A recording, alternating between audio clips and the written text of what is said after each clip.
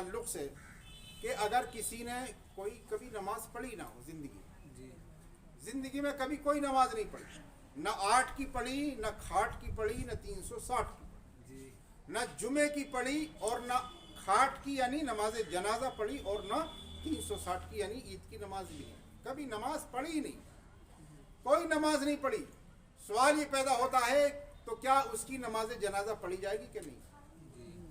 तो याद रखिए नमाज जनाजा उसकी भी पढ़ी जाएगी, अगरचे वो गुनाहगार है, अगरचे वो नमाज का तारिक है, बेनमाजी है और पक्का बेनमाजी है, मगर नमाज की फर्जियत का मुनकिर नहीं है। नमाज की फर्जियत का वो इकरार करता है तो है वो मुसलमान, अगरचे बदअमल है, गुनाहगार है, मगर है वो मुसलमान, नमाज जनाजा उसकी भी पढ़ी जाएगी और हिजड़े की भी नमाज जनाजा होगी। समझे? लोग बहुत सारे शशो पंजे में पढ़ते हैं, अगर साहिब ईमान है, वो अकीदा ईमान उसका सही है तो उसकी भी नमाज जनाजा होगी। और एक बात ये भी याद रखिए कि हम अहले सुन्नत वल जमात में मसले के आला हजरत में एक मसला ये भी है कि मस्जिद के अंदर नमाज जनाजा पढ़ना मकरूह है और मकरूह तहरीमी है, चाहे इमाम बाहर हो लोग अंदर हो तब भी मकरूह है, और जनाजा अंदर हो लोग बाहर हो तब भी मकरूह है, या जनाजा भी इमाम भी लोग भी सब के सब अगर मस्जिद में भी हैं तब भी मकरूह है।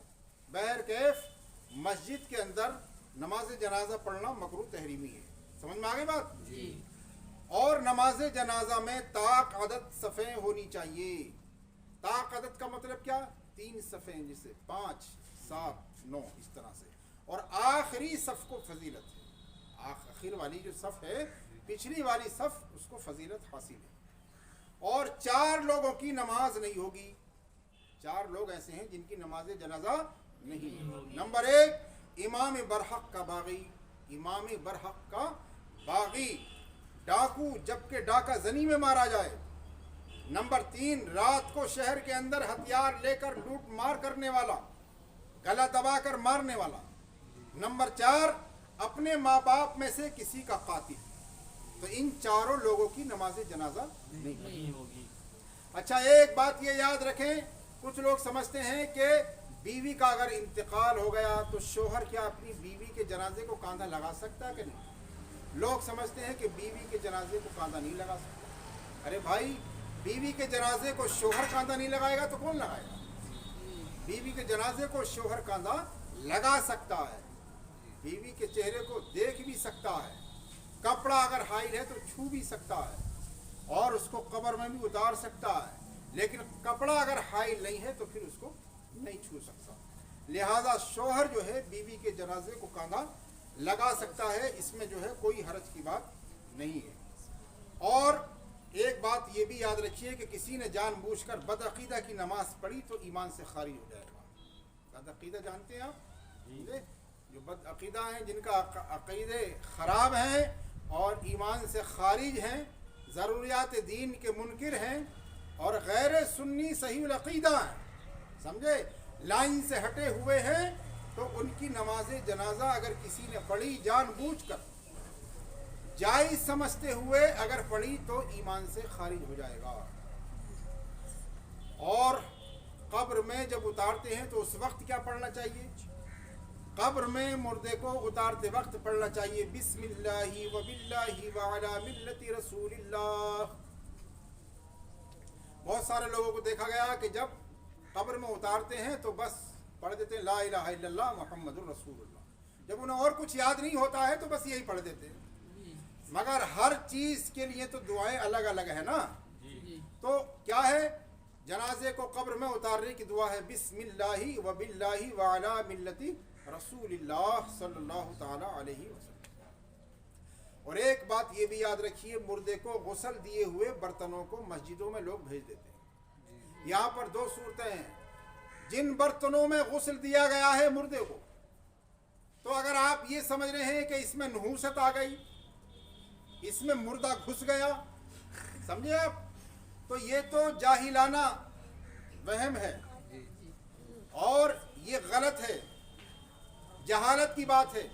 اور اگر مقصد یہ ہے کہ یہ برتن ہیں اور برتنوں کو جو ہے مسجد میں بھیج دیا تاکہ جو ہے نمازیوں کے کام آئیں گے، یہ برتن نمازیوں کے کام آئیں گے ثواب کی غرض سے، اور جو بھی ثواب ملے گا اس کا ثواب جو ہے مردے کو پہنچ جائے گا، تو یہ اچھا طریقہ ہے، اس میں کوئی حرج کی بات نہیں ہے، بھیج سکتے ہیں، بھیجنا چاہیے. اور یہ مسئلہ یہ بھی یاد رکھیے کہ ہیجڑے کو نہ مرد نہلا سکتا ہے نہ عورت نہلا سکتی ہے. ہیجڑے کو نہ مرد نہلا سکتا ہے نہ عورت نہلا سکتی ہے، بلکہ اس کو کیا ہے تیمم کرایا جائے گا. اور ہیجڑا خود بھی نہ مرد کو نہلا سکتا ہے نہ عورت کو نہلا سکتا. سمجھ رہے ہیں آپ؟ نہیں نہلا سکتا. اور پاگل کی جو نماز ہے، پاگل کی نماز میں نابالغ کی دعا پڑھی جائے گی. نابالغ کی جو دعا ہے وہی پاگل کی نماز میں پڑھی جائے گی. سمجھے آپ؟